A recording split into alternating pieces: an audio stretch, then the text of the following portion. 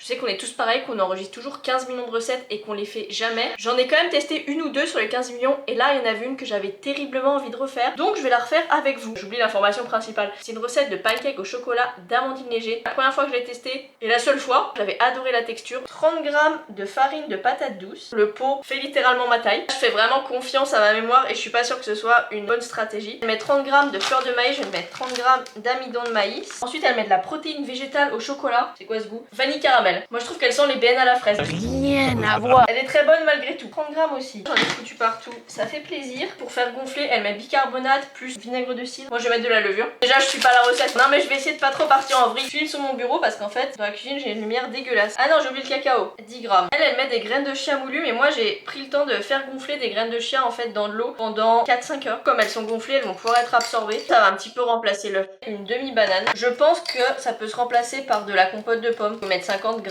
de compote. Je fais comme si c'était ma recette alors que pas du tout. Du lait de soja, 140 ml. On va y aller peut-être progressivement. Oh allez je mets tout d'un coup. Il restera un petit ingrédient gourmand à rajouter. Pour la protéine, remplacez-la pas par de la whey. Ça aura pas du tout le même rendu. Faut vraiment que ce soit de la protéine végétale. Des petites pépites de chocolat. Je vais faire comme ça à la poêle. Je vais ranger tout mon bordel. J'ai fait un plan pour le métier de la fin d'année.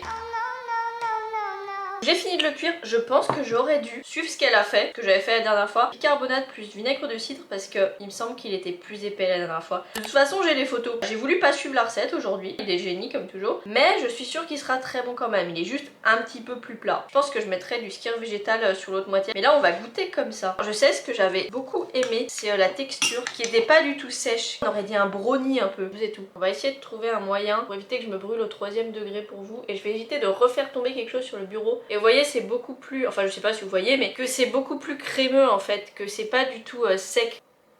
C'est très chaud. C'est super bon. Ne le mangez pas tout de suite après cuisson, ne faites pas comme moi. Vous m'avez motivé à retester d'autres enregistrements. Si vous avez même envie que je teste des vidéos que vous avez jamais testées, dites-le moi aussi en commentaire. Et si tu me connais pas, moi c'est Fanny, diététicienne nutritionniste et je t'aide à prendre soin de ta santé tout en te régalant.